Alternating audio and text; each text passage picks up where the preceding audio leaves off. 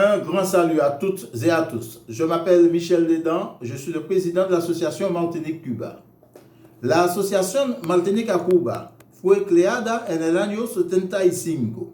Si las primeras acciones de la asociación han sido sobre todo permitir a las martiniqueñas y a los martiniqueños descubrir la realidad del pueblo cubano, los logros de la revolución, el sistema político cubano y por supuesto descubrir este hermoso país, a lo largo de los años la solidaridad material se ha desarrollado con el envío de medicamentos, materiales escolares, papeles, camas de hospital, la lista es larga, que se han multiplicado durante muchos años. La solidaridad política también ha adquirido un lugar cada vez más importante en nuestras acciones.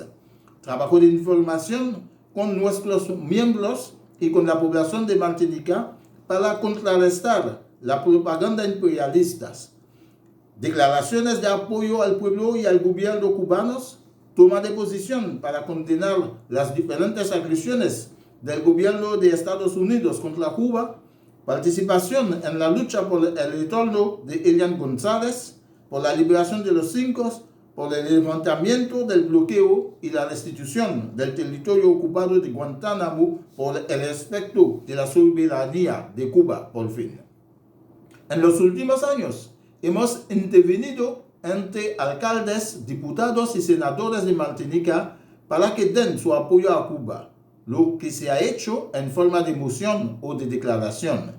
Hemos desarrollado un importante trabajo informativo a través de los periódicos, radio y televisiones de Martinica, interviniendo regularmente a través de comunicados, declaraciones y entrevistas. Hemos realizado un intenso trabajo diario de explicación de la realidad cubana y de las luchas del pueblo cubano a través de la radio APAL, en la que intervenimos regularmente en colaboración con los servicios francés y criollo de Radio Habana, Cuba. Este trabajo se realizó también en dos periódicos de Martinica, el periódico Justice y el periódico ACPR en Ulicte.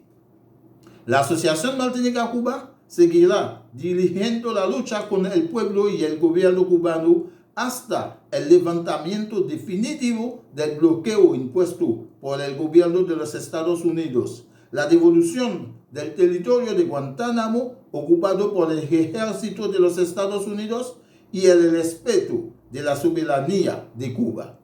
Hasta siempre venceremos.